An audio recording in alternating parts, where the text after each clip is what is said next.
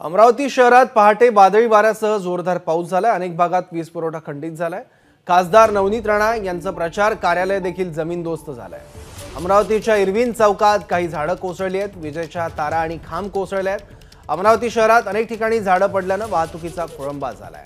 कोसळलेली झाडं हटवण्यासाठी मनपा प्रशासन आता कामाला लागलंय।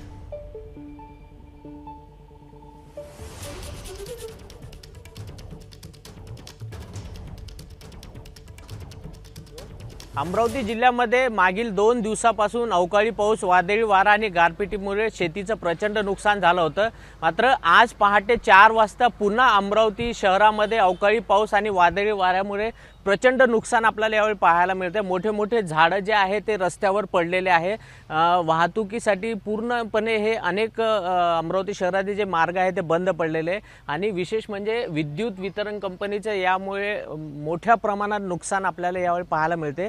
अनेक छोटे छोटे घरं आहेत त्यांचे जे टीन पत्रे ते सुद्धा उडून गेलेले आहे आणि अमरावती शहरामध्ये पहाटे 4 वाजता जो वादळी वारा आला त्या वाऱ्यामुळे खूप मोठ्या प्रमाणात नुकसान झालेले आहे। विशेष म्हणजे जे निवडणूक असल्यामुळे जे विद्यमान खासदार नवनीत राणा यांचा जो प्रचार कार्यालय आहे इरविन चौकामध्ये तो सुद्धा पूर्ण उद्ध्वस्त झालेला आहे। मी आहे सध्या खापलटे बगीचा अमरावती शहरामध्ये। या ठिकाणी जर बघितलं तर अनेक झाडं या ठिकाणी पडले, त्यामुळे वाहतूक पूर्ण बंद झाली। आपल्यासोबत काही नागरिक आहे या खापलटे बगीचामध्ये।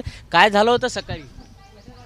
सकाळी 4:05 खूप म्हणजे मुसळधार पाऊस आला आहे, असा जोराचा वादळासारखा, आणि त्याच्यात हे झाडं कोसळले आहेत पूर्ण हे, आणि आणि विद्युत तारा पण अशा तुटून पडल्या आहेत असे, म्हणजे खूप मोठ्या नुकसान झालं आहे। खूप म्हणजे खूप प्रमाणात विद्युत तारा तुटून पडल्या आहेत। काकू, तुम्ही कुठे राहता? इथेच राहते, समोर खापर्डे बगीच्यामध्येच राहते। सकाळी 4:05 खूप वादळ वारा सुटला आणि आधीपासूनच विजा वगैरे कडकडत होतं।